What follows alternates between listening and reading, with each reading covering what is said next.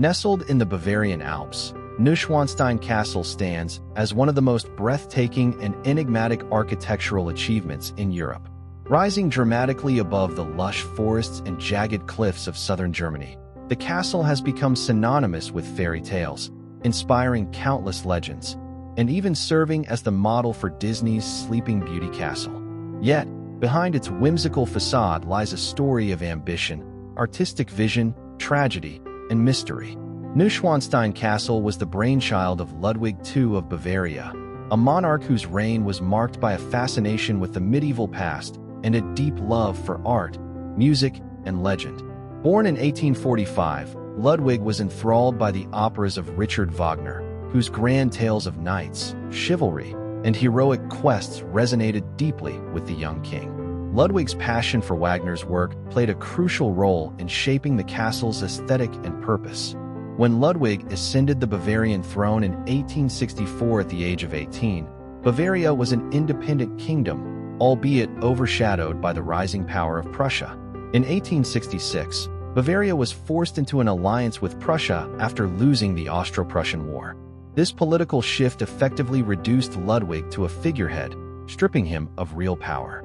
Disillusioned by politics and yearning for a world of idealized medieval grandeur, he resolved to create a private retreat that would embody his fantasies. Ludwig chose the remote and picturesque site near the village of Schwangau for his grand project.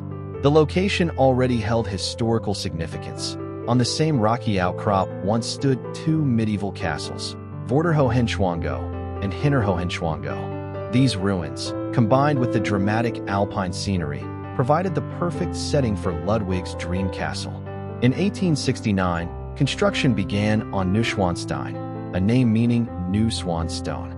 The name itself was a tribute to Wagner's opera Lohengrin, in which the swan knight Lohengrin, a mysterious figure of divine origin, arrives to rescue a damsel in distress. This symbolism of purity and chivalry was central to Ludwig's vision.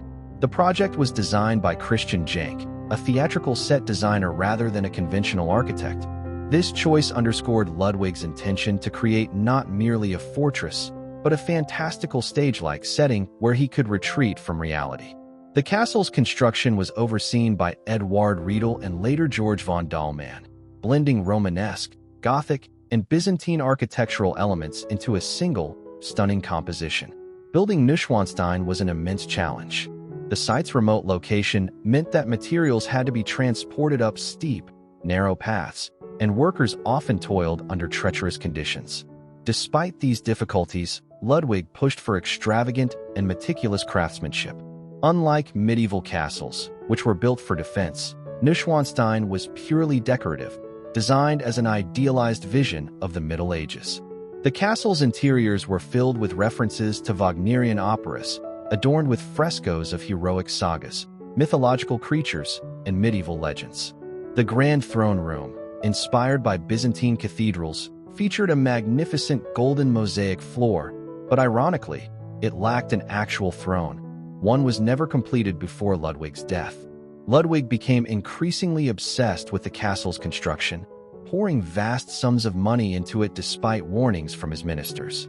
He withdrew more and more from public life, retreating into his dream world while Bavaria struggled under mounting financial strain. By 1886, Ludwig's extravagant spending had brought the Bavarian government to the brink of crisis. Concerned by his growing detachment from reality and erratic behavior, his ministers conspired to have him declared insane. On June 10, 1886, he was arrested at Neuschwanstein and taken to Berg Castle near Lake Starnberg.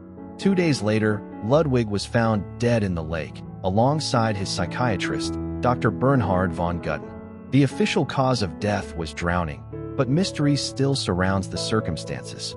Some believe he was murdered, while others suspect he may have taken his own life. His death marked the end of an era, but his most ambitious creation, Neuschwanstein, remained unfinished.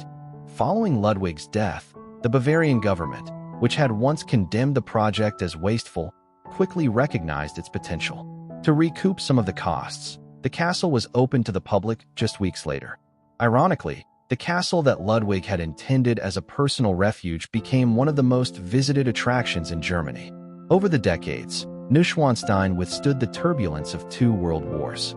During World War II, it was used as a repository for stolen art by the Nazis, as part of Hitler's plan to establish a grand museum. The castle narrowly avoided destruction when retreating Nazi forces were ordered to demolish it, though this order was never carried out.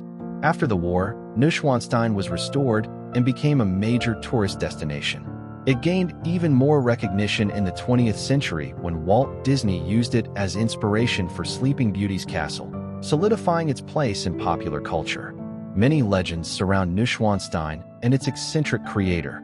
Some believe the castle is haunted by Ludwig's restless spirit, forever wandering its halls, lamenting his unfulfilled dreams.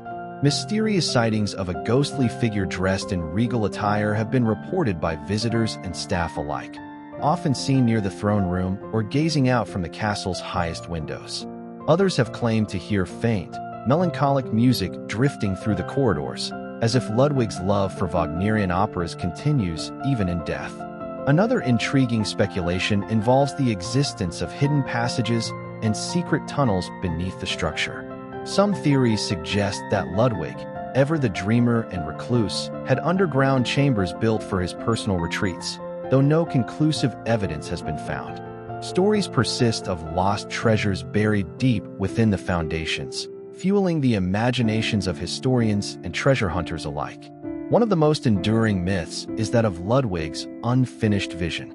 Several rooms in the castle remain incomplete, seemingly frozen in time as a testament to the king's untimely demise. The unbuilt throne in the throne room is a striking symbol of a ruler who never truly reigned, standing as a silent monument to his grand aspirations. Some believe that had Ludwig lived longer, Neuschwanstein would have been expanded further, possibly becoming an entire fantasy kingdom rather than a solitary castle. These legends continue to captivate visitors, ensuring that Neuschwanstein remains not only a marvel of architecture, but also a place of mystery and intrigue, where history and myth intertwine seamlessly. Today, Neuschwanstein Castle is one of the most famous landmarks in Germany, attracting over 1.5 million visitors annually. Despite its fairy tale appearance, the castle's history is tinged with melancholy, reflecting the tragic life of the king who conceived it. Neuschwanstein stands as more than just a beautiful building. It is a testament to the power of dreams, the fine line between genius and madness, and the enduring allure of the past. For Ludwig, it was an escape from reality. For the world, it remains an enchanting portal into a time of romance, legend, and mystery.